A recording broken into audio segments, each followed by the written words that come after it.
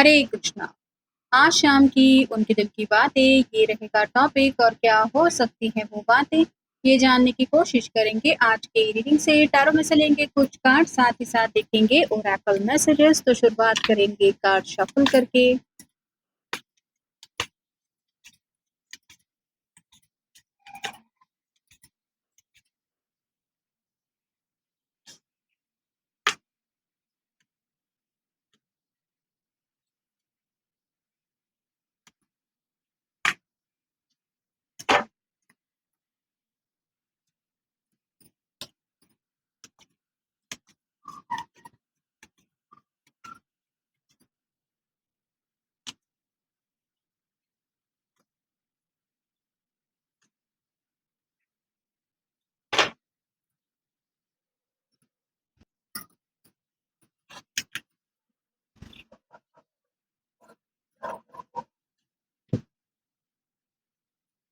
पहला ही जो कार्ड मिला है वो है king of coins, earth sign है टॉरस, वर्गो, कैप्रिकॉर्न। फिर six of swords, air sign reverse में जेमिनी, लिब्रा, एक्वेरियस।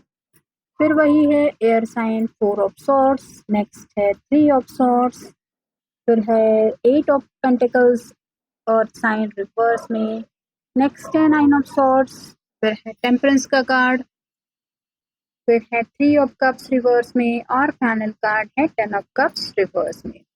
तो जैसे कि शुरुआत हो रही है किंग ऑफ पेंटिकल्स से, ये जो पर्सन है वो अपने दिल की ख्वाहिश के बारे में सोच रहे हैं। यहाँ पे इस कार्ड में ग्रीन कलर ज्यादा है जो रिप्रेजेंट करता है इनका हार्ट चक्र एक्टिवेट हो चुका है, या फिर दिल से ये आपको लेके कुछ सोच रहे हैं। क्योंकि लास्ट का कार्ड हमें जो मिला है वो है टेन ऑफ कप का, वाटर साइन का। तो काफी ज्यादा इमोशनल हो रहे हैं। ये कार्ड रिवर्स आया है जिसका मतलब है ये रोमांटिक लाइफ में अपनी हैप्पी जिंदगी एंजॉय करना चाहते हैं, घर बसाना चाहते हैं, बाल बच्चे, मतलब कंप्लीटली जो हैप्पीनेस होता है उसको पाना चाहते हैं। लेकिन ये कार्ड रिवर्स हो रहा है लास्ट में, जो बताता है कि इनके दिल की ये जो ख्वाहिश है वो पूरी नहीं हो रही। सिक्स ऑफ सॉर्ड का अगला जो कार्ड है वो भी रिवर्स में आया है, जो ये बताता है कि बातचीत करने की ये कोशिश कर रहे हैं, मतलब आपसे बातचीत कर रहे हैं लेकिन कोई हल नहीं निकल रहा।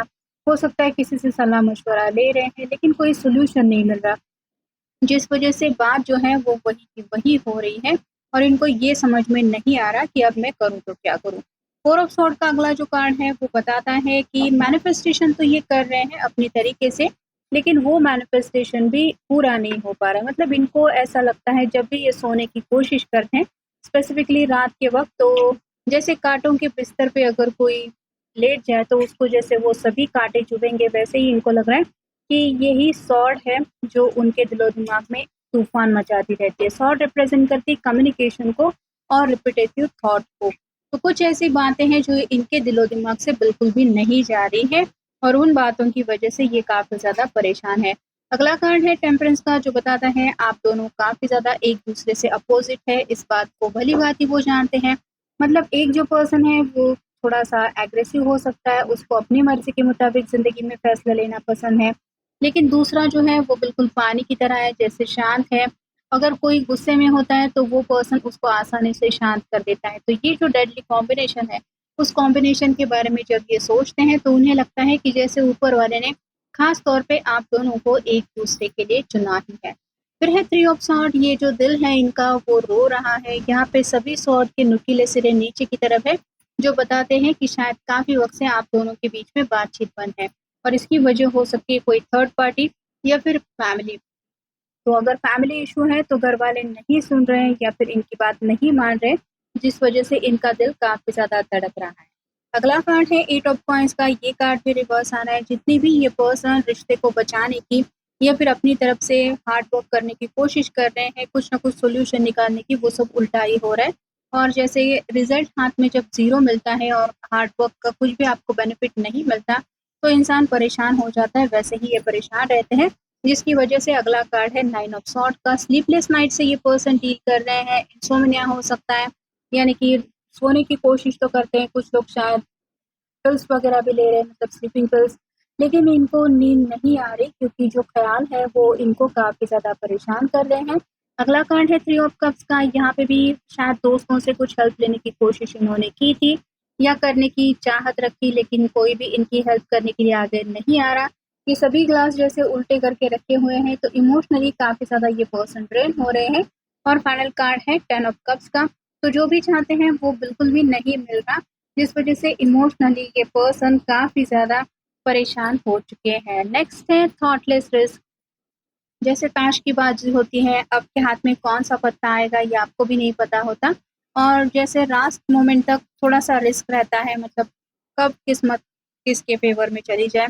वैसे ही ये पर्सन सोच रहे हैं कि मैं रिस्क लेने के लिए तो तैयार हूँ, लेकिन बाजी तो मुझे ही जीतनी है, अब इसके लिए मैं क्या करूँ? नेक्स्ट है एक्सपेक्ट अ कॉल।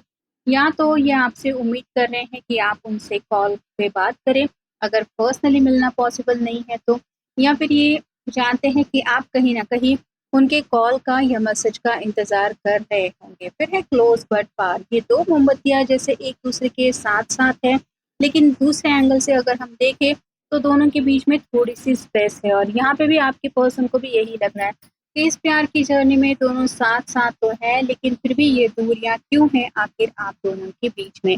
फिर है फैमिली टाइज़। ये जितनी भी कोशिश कर रहे हैं आपके साथ ज़िंदगी में आगे बढ़ने की, उतना शायद घरवाले इनको कुछ न कुछ बातों में उलझा रहे हैं, या फिर अपनी जज़्बातों को एक्सप्लेन करते हुए आपके पर्सन को कुछ ऐसे इमोशनली समझाने की बात कोशिश करते हैं, जिस वजह से आपके पर्सन काफ़ी ज़्यादा बंधा हुआ महसूस कर रहे हैं अपने घरवालों से या फिर फैमिली से। नेक्स्ट है लोनली।